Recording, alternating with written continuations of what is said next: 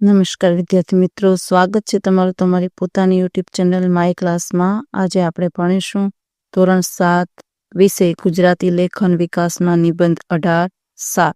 જો વિદ્યાર્થી મિત્રો, મુદ્દાને આધારે આપણે 15 વાક્યમાં નિબંધ લખવાના છે। મુદ્દા તમે વાંચી શકો છો। ચાલો નિબંધ લખવાનું ચાલુ કરીશું।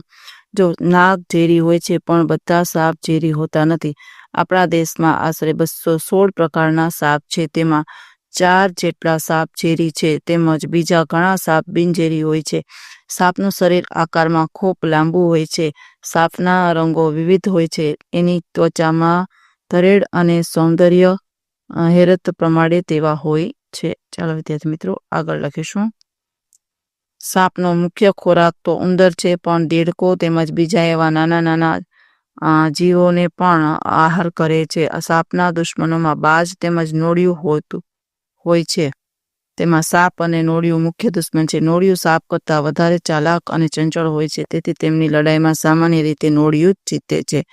પછી છે સાપની અન્ય વિશેષતામાં સાપ કાચડી ઉતારે છે। તે કાચડી સામાન્ય રીતે 72 થી 210 દિવસના ગાળે કાચડી ઉતારે છે। જો સાપ પૂરેપૂરી કાચડી ઉતારી ન શકે તો તે માંદા પણ પડી જાય છે। તેમજ સાપની જીભ ઘાણેન્દ્રિયનું કામ પણ કરે છે। સાપનું સરેરાશ આયુષ્ય 25 વર્ષનું ગણાય છે।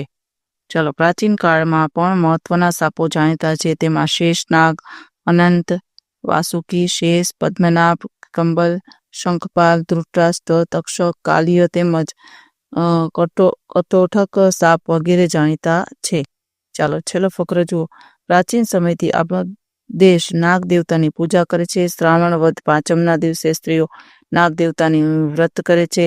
જેમ કે નાગ પાંચમીના દિવસે નાગ દેવતાના મંદિરે જાય છે અને નાગ દેવતાને અબીલ, ગુલાલ, કંકુ અને પુષ્પથી પૂજા કરે છે। પલાળેલા મગ અને બાજરાનો ભોગ ધરાવે છે। આવી જ રીતે વિશેષ પ્રમાણમાં નાગ દેવતાનું વ્રત કરે છે। ચાલો વિદ્યાર્થી મિત્રો, આજના વિડીયો લેક્ચરમાં આટલું જ। જો તમને વિડીયો ગમ્યો તો લાઇક કરશો, તમારા મિત્રો સાથે શેર કરશો અને મારી ચેનલને સબસ્ક્રાઈબ પણ કરશો। આવજો।